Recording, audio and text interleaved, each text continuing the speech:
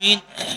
আমাদেরকে হাজারো ব্যস্ততার মাঝে হলেও হাজার হাজার মানুষের মধ্য থেকে কতিপয় গুনাহগার বান্দাকে আজকের এই জান্নাতি প্যান্ডেলে এসে বসার এবং কিছু কথা শোনার সুযোগ দান করলেন। সকলে বলে আলহামদুলিল্লাহ।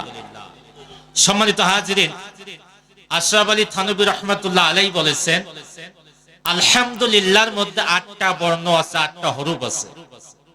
কোন বান্দা মন থেকে, দিল থেকে, অন্তর থেকে যদি কেউ একবার আলহামদুলিল্লাহ বলে, তাহলে আল্লাহ রাব্বুল আলামিন ওই বান্দার জন্য জান্নাতের 8টা দরজা খোলাই দেন। বলেন সুবহানাল্লাহ।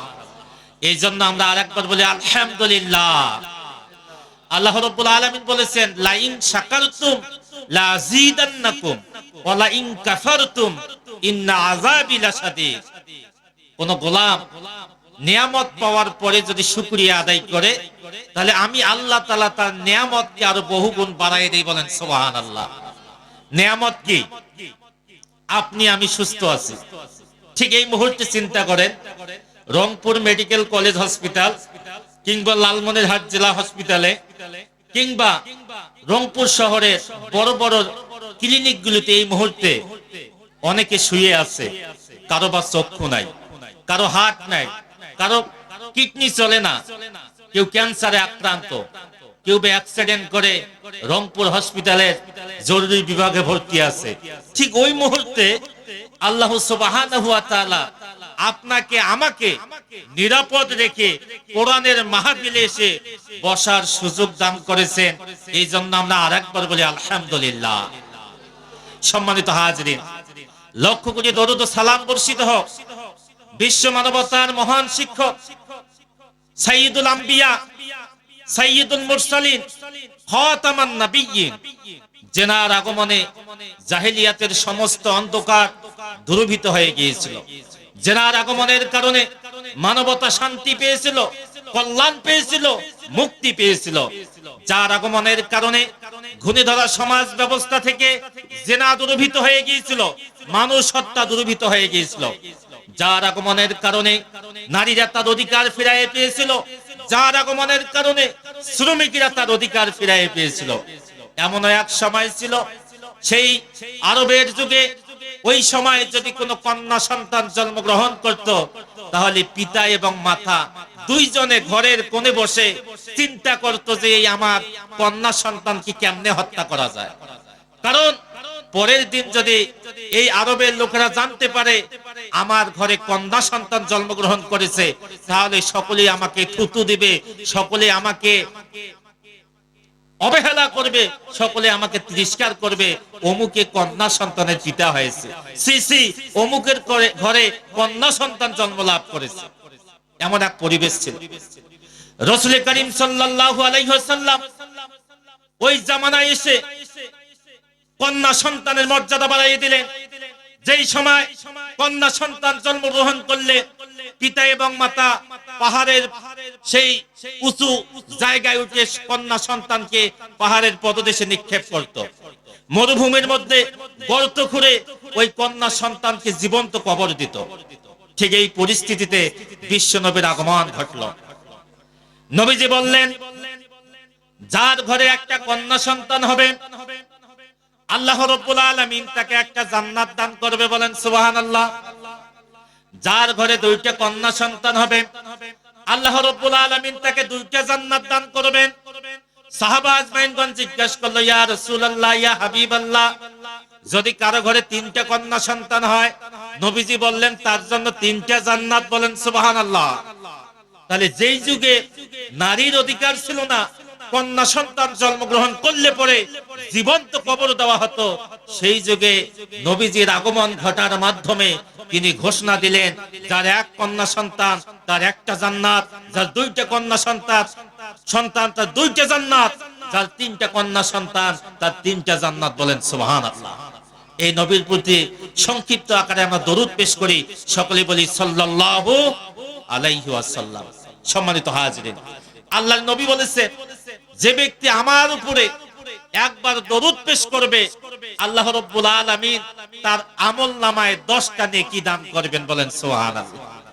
শুধু 10টা নেকি দান করবেন না, আল্লাহ রাব্বুল আলামিনের হাবিব বলেছেন ওই বান্দার আমলনামা থেকে 10টা গুনাহ আল্লাহ তাআলা maaf করে দিবেন, বলেন সুবহানাল্লাহ। শুধু তাই নয়, আল্লাহ রাসূল বলেছেন যে ব্যক্তি আমার উপরে একবার দরুদ পেশ করবে, এই দরুদের বরকতে আল্লাহ রাব্বুল আলামিন ওই বান্দার দরুদের কারণে একজন ফেরেশতা জন্ম লাভ করবে। ওই ফেরেশতাকে নূরের দরিয়ার মধ্যে গোসল করানো হবে, এরপর ওই ফেরেশতাকে উঠানো হবে, তার গা থেকে নূরের যে ঝলকানি গুলো এগুলো পানি ফোঁটার মতো টপ টপ করে পড়তে থাকবে। আল্লাহ রাসূল বললেন ওই যে টুপ টপ করে যে নূরের ঝলকানি এগুলো পড়তে থাকবে, আল্লাহ রাব্বুল আলামিন প্রত্যেক ফোঁটার বিনিময়ে এক একটা করে ফেরেশতা তৈরি করবেন, বলেন সুবহানাল্লাহ। আর প্রত্যেক ফেরেশতা ওই বান্দার জন্য কিয়ামত পর্যন্ত দোয়া করতে থাকবে, বলেন সুবহানাল্লাহ। এজন্য আমরা নবীর উপরে আরেকবার দরুদ পেশ করি, সকলে বলি সাল্লাল্লাহু আলাইহি ওয়াসাল্লাম। সম্মানিত হাজিরিন, যে আয়াত তেলাওয়াত করেছি আমি, আল্লাহ সুবহানাহু ওয়া তাআলা বিশ্ব নবীকে ডাক দিলেন, ইয়া আইয়ুহান নাবিয়্যু, হে নবী। নবীকে অনেক জায়গায় অনেক ভাবে ডাক দেওয়া হয়েছে। 4 জায়গায় মুহাম্মদ বলে ডাক দেওয়া হয়েছে, মুহাম্মদ বলে ডাক দেওয়া হয়েছে, মাকানা মুহাম্মাদুন আবা আহাদিম মির রিজাল, এভাবে ডাক দেওয়া হয়েছে। আর এই জায়গায় ডাক দেওয়া হলো ইয়া আইয়ুহান নাবিয়্যু, হে নবী। সূরা ইয়াসিনে বলা হয়েছে ইয়াসিন। ইয়াসিনের তাফসিরে মুফাসসিরিন ইকরামগণ লিখেছেন ইয়াসিন শব্দের ব্যাখ্যায় তারা বলেছে ইয়া সাইয়্যিদ, হে নেতা, বলেন সুবহানাল্লাহ। তাহলে মুহাম্মদ সাল্লাল্লাহু আলাইহি ওয়াসাল্লাম হচ্ছে আমাদের কি নেতা। এই জন্য তো আমরা স্লোগান দেই, তোমার নেতা আমার নেতা। জোরে বলতে হবে, তোমার নেতা আমার নেতা। হায় আফসোস, এই সমাজের লোকেরা বিশ্ব নবীকে অনেকে নেতা মানতে চায় না। তারা অমুকের আদর্শ বাস্তবায়ন করার জন্য স্লোগান দেয়, অমুক ভাইয়ের চরিত্র ফুলের মতো পবিত্র, অমুক নেতার আদর্শ ফুলের মতো পবিত্র, কিন্তু একবারের জন্য বলতে পারে না তোমার নেতা আমার নেতা বিশ্ব নবী মুস্তাফা। আল্লাহ রাব্বুল আলামিন ডাক দিলেন ইয়া আইয়ুহান নাবিয়্যু, হে নবী, ইন্না আরসালনাকা, নিশ্চয় আমি আল্লাহ তাআলা তোমাকে প্রেরণ করেছি, তোমাকে এই পৃথিবীর বুকে পাঠিয়েছি শাহিদা, সাক্ষ্যদাতা হিসেবে। কিসের সাক্ষ্যদাতা? এই যে আপনারা এখানে বেশ কিছু মানুষ বসে আছেন, আমার নাম হচ্ছে বেলাল হোসেন। আপনারা আগামীকালকে এই সাক্ষ্য দিবেন যে ওই জায়গায় বক্তব্য রেখেছিলেন মোহাম্মদ বেলাল হোসেন, পাশে আপনার এলাকার মুহতামিম সাহেব বসা ছিল। এটা আপনার দুনিয়ার সাক্ষ্য দিবেন। তাহলে আল্লাহ তাআলা রাসূলকে সাক্ষ্যদাতা বলল, তার কারণটা কি? কারণটা হলো আমরা এই দুনিয়ায় কেউ চিরদিন থাকবো না। দুনিয়া থেকে যখন বিদায় হয়ে চলে যাব, আমরা যখন দুনিয়া থেকে বিদায় হয়ে চলে যাব, আমাদেরকে যখন 3.5 হাত মাটির নিচে আমাদেরকে দাফন করা হবে, তখন দেখবেন অনেকে দোয়া পড়ে, মিনহা খলাকনাকুম ওয়া ফিহা নুঈদুকুম ওয়া মিনহা নুখরিজুকুম তারাতান উখরা। এটার অর্থ কি জানেন? এটার মানে হলো আল্লাহ তাআলা তোমাকে মাটি থেকে পয়দা করেছে, এরপর আবার মাটির মধ্যে তোমাকে দিয়ে আসা হলো, আবার কিয়ামতের ময়দানে তোমাকে মাটি থেকে বের করা হবে। মাটি থেকে যখন বের করা হবে, কিয়ামতের ময়দান সংগঠিত হবে, আল্লাহ রাব্বুল আলামিন আমলনামা হাতে দিবেন আর বলবে ইকরা কিতাবাকা কাফা বিনাফসিকাল ইয়াউমা আলাইকা হাসিবা, পড়ো তোমার আমলনামা, আজকের দিনে হিসাব দেওয়ার জন্য তুমি নিজেই যথেষ্ট। বান্দা আমলনামা পাবে। আপনাদের ওই যে বাচ্চারা যারা পড়াশোনা করে, এখন প্রত্যেক স্কুলে কিন্তু বার্ষিক পরীক্ষা চলছে, চলছে না? বার্ষিক পরীক্ষা চলছে, বাচ্চাদের রেজাল্ট ফলাফল প্রকাশ করা হবে। বান্দারা কিয়ামতের ময়দানে বান্দা আমলনামা দেখবে আর বলবে মা লিহাজাল কিতাব লা ইউগাদিরু সাগীরাতান ওয়ালা কাবীরাতান ইল্লা আহসাহা। ও আল্লাহ তাআলা, এটা তো আশ্চর্য ধরনের কিতাব, এটা তো আশ্চর্য ধরনের কিতাব। তোমার আপনার সন্তান বাংলায় কত পেয়েছে, ইংরেজিতে কত পেয়েছে, অঙ্কে কত পেয়েছে, শারীরিক শিক্ষায় কত পেয়েছে, এটা কিন্তু দেখতে পারবে আমলনামায়। কিয়ামতের ময়দানে বান্দা আমলনামা দেখবে আর বলবে মা লিহাজাল কিতাব লা ইউগাদিরু সাগীরাতান ওয়ালা কাবীরাতান ইল্লা আহসাহা। ও আল্লাহ তাআলা, এটা তো আশ্চর্য ধরনের কিতাব, ছোট্ট গুনাহ করেছি সেটাও এই জায়গায় লেখা, বড় গুনাহ করেছি সেটাও এই জায়গায় লেখা, অন্ধকার ঘরে গিয়ে কোন মার্কায় সিল মারিছি সেটাও দেখি এই জায়গায়, কার জমিনের আল ঠেলেছি সেটাও এই জায়গায়, কুকুরে ঠকাইছি সেটাও এই জায়গায়, মেয়েরে ঠকাইছি সেটাও এই জায়গায়, ভাইরে ঠকাইছি সেটা এই জায়গায়, ভাতিজারে ঠকাইছি সেটাও এই জায়গায়, প্রতিবেশীকে ঠকাইছি সেটাও এই জায়গায়। আশ্চর্য ব্যাপার। তারা বলবে এটা আল্লাহ, এটা তো আশ্চর্য ধরনের কিতাব, রাতের অন্ধকারে কোন গুনার কাজ করেছি সেটাও এই জায়গায় লিপিবদ্ধ। তারা অস্বীকার করবে, তারা বলবে আল্লাহ রাব্বুল আলামিন আমরা এই গুনার কাজ করি নাই, তোমার ফেরেশতারা আমাদের নামে এগুলো মিথ্যা লিখে দিয়েছে। বলেন নাউজুবিল্লাহ। আচ্ছা, ফেরেশতা কি কারো নামে মিথ্যা লিখবে? ফেরেশতার সঙ্গে কারো শত্রু আমি আছে? আল্লাহ রাব্বুল আলামিন বলেছেন কোরআন আল কারীমের মধ্যে বলেছেন আল ইয়াউমা নাখতিমু আলা আফওয়াহিহিম ওয়া তুকাল্লিমুনা আইদিহিম ওয়া তাশহাদু আরজুলুহুম বিমা কানু ইয়াকসিবুন। আল্লাহ রাব্বুল আলামিন বলবেন বান্দা দুনিয়ার বুকে চাপাবাজি করেছো, ধোঁকাবাজি করেছো, হাত ঝোকায় ঝোকায় বক্তব্য দিয়েছো, আজকে এই কিয়ামতের ময়দানে আমি আল্লাহ তাআলা তোমার জবানকে বন্ধ করে দিলাম। জবান বন্ধ করে দেবে, হাত সাক্ষ্য দিবে, পা সাক্ষ্য দিবে, অঙ্গ প্রত্যঙ্গ সেদিন সাক্ষ্য দিবে আল্লাহর দরবারে। আল্লাহর দরবারে তারা সাক্ষ্য দিবে, কিয়ামতের ময়দানে এগুলো সাক্ষ্য দিবে। আল্লাহ রাব্বুল আলামিন ঘোষণা দেবেন ফারিকুম ফিল জান্নাহ ওয়া ফারিকুম ফিস সাঈর, তোমরা একদল জান্নাতের দিকে যাও আর একদল জাহান্নামের দিকে চলে যাও। আল্লাহ ঘোষণা দিবেন একদল জান্নাতের দিকে যাও আর একদল জাহান্নামের দিকে যাও। এই জায়গায় যদি আমি বলি যে প্যান্ডেলের মধ্যে যারা আছেন, প্যান্ডেলের এটা কোন সাইড বলে? উত্তর। এটা উত্তরে যাদের বাড়ি তারা উত্তর পাশে যাও, যাদের দক্ষিণের বাড়ি তারা দক্ষিণ পাড়ায় চলে যাও। এটা বুঝে কি খুব কঠিন হবে না খুব সহজ হবে? আল্লাহ রাব্বুল আলামিন যখন ঘোষণা দেবেন ফারিকুম ফিল জান্নাহ ওয়া ফারিকুম ফিস সাঈর, তোমরা একদল জান্নাতের দিকে যাও আর একদল জাহান্নামের দিকে যাও। আল্লাহ রাব্বুল আলামিন বলেছেন ওয়ামতাজুল ইয়াউমা আইয়ুহাল মুজরিমুন, অপরাধীরা তোমরা আজকে আলাদা হয়ে যাও, সঙ্গে সঙ্গে আলাদা হয়ে যাবে। এবার আল্লাহ রাব্বুল আলামিন ঘোষণা দেবেন যারা জাহান্নামের দিকে যাবে ওয়াসিকাল্লাযিনা কাফারু ইলা জাহান্নামা যুমারা হাত্তা ইজা জাউহা ফুতিহাত আবওয়াবুহা, জাহান্নামীদেরকে জাহান্নামের ফেরেশতা এইভাবে পিটিয়ে পিটিয়ে জাহান্নামের দিকে নিয়ে যাবে। আমরা যখন জমি বাড়িতে আমাদের গরু ছাগলকে নিয়ে যাই, দেখবেন যাওয়ার সময় আপনারা কি বলেন, মাল্লি বলেন না, মাল্লি দিয়ে নিয়ে যাচ্ছে, তা দেখবেন যে অন্যের জমিনে মাঝে মাঝে কি করে মুখ দেয়, খাইতে চায়, পিছন দিক থেকে এমন জোরে পিটানি দেয়, আবার গরু কি করে সোজা চলতে থাকে। জাহান্নামীদেরকে যখন পিটায়ে পিটায়ে জাহান্নামের দিকে নিয়ে যাওয়া হবে, জাহান্নামীরা মাঝে মাঝে জান্নাতের রাস্তা দিয়ে দৌড় দিতে যাবে, জাহান্নামের ফেরেশতা এমন জোরে পিটানি দেবে, আবার জাহান্নামের দিকে দৌড়াতে থাকবে, জাহান্নামের দিকে দৌড়াতে থাকবে। জাহান্নামের কাছাকাছি যখন উপস্থিত হবে ফুতিহাত আবওয়াবুহা, জাহান্নামের দরজা খুলে যাবে। জাহান্নামের দরজা যখন খুলে যাবে তখন জাহান্নামের ফেরেশতা বলবেন আলাম ইয়াতিকুম রাসূলুম মিনকুম ইয়াতলুনা আলাইকুম আয়াতি রাব্বিকুম। আব্দুর রহিম, আব্দুল করিম, আব্দুল মান্নান, আব্দুল সাত্তার, তোমরা কেন আজকে জাহান্নামে এসেছো? তোমার বাবা তো মুসলমান ছিল, তুমি তো মুসলমান ঘরের সন্তান, তোমার বাবা তো হাজী সাহেব ছিল, তুমি যে মুসলমান ঘরের সন্তান, তোমরা কেন আজকে জাহান্নামে এসেছো? কারণটা কি? তোমার কাছে কি কোনো রাসূল আসে নাই? আলাম ইয়াতিকুম রাসূলুম মিনকুম ইয়াতলুনা আলাইকুম আয়াতি রাব্বিকুম, তোমার কাছে কি রাসূল আসে নাই? তোমার কাছে কি আলেম ওলামা আসে নাই?